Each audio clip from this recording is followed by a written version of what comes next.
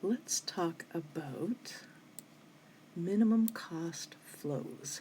These are very similar to the networks we've had before, only now we've got the extra wrinkle that it's not the same cost to, say, distribute our goods over the network. Instead of a water analogy where you've just got water going through pipes, say we go back to the packages being delivered from the factory to the store, from the sink to the source, and perhaps some of these arcs are roads where you're using a truck or a train or whatever kind of bicycle messenger, and so each of those, of course, has different costs associated with it, and we want to find a minimum cost which also maximizes the flow.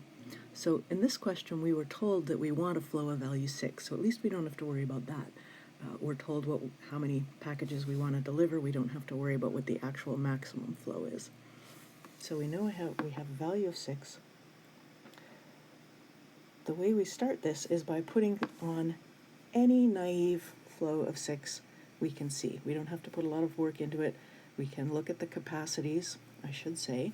These are given in the form of flow comes first, so it's all 0 to begin with because there's no flow on this graph. Capacity is second, and then cost is third, and that's the unit cost.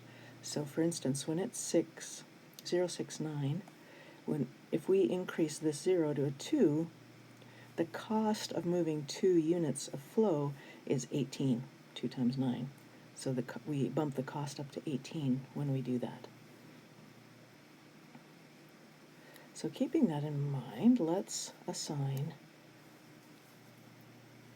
let's see, what do the solutions do? I should at least be consistent.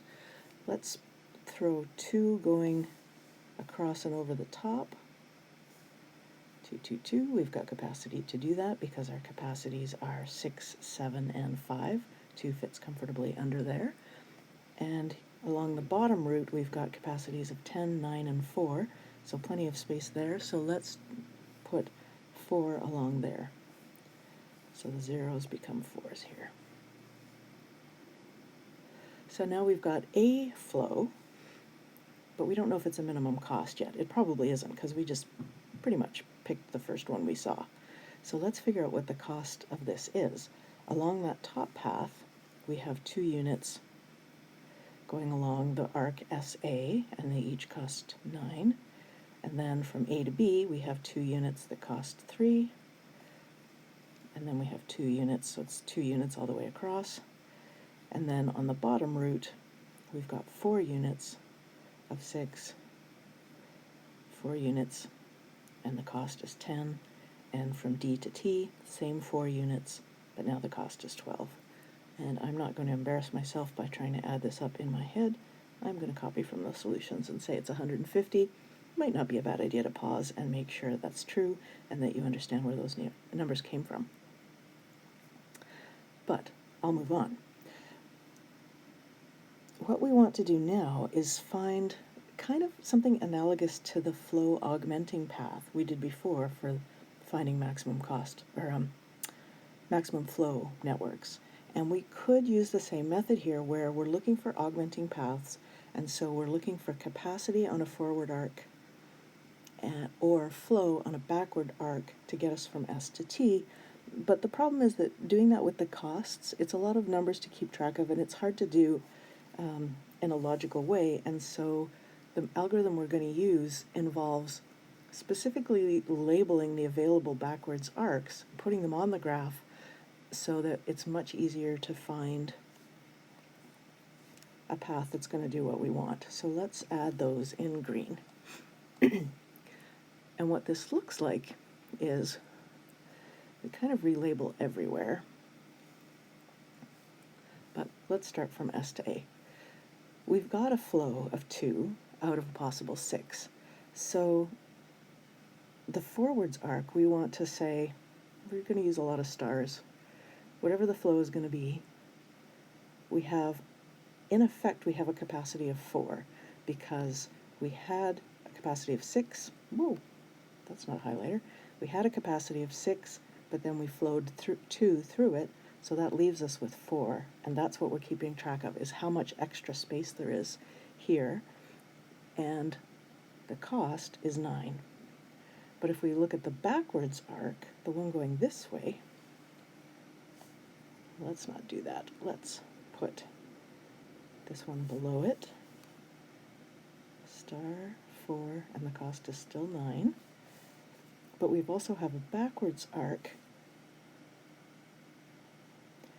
and the capacity in effect is how much we can deduct if we go backwards on the arc, which is 2, the flow. Hopefully that seems familiar from the maximum flow arguments. And then the cost, when we go this way, the cost is -9, because every time we find a route where we take a unit off of the path from S to A, we're saving ourselves $9, assuming these are in dollars. So that's what the new labels look like. And from, let's do one more. Let's do A to B. So it's a star. Our capacity is the difference between the flow of 2 and the possible flow of 7. So that should be a 5. That's not what the solutions look like, but anyway, let's do that. And the cost is still 3. And the backwards arc, the star, the capacity is the 2 that we could deduct, and the cost, if we go backwards, we're saving ourselves 3. So I think this is a good place to pause. On your diagram at home, write down what the rest of the backward arcs. Yeah, that's a good idea. And then I'll update it, and then I'll start the next video when I'm ready to go on to the next step.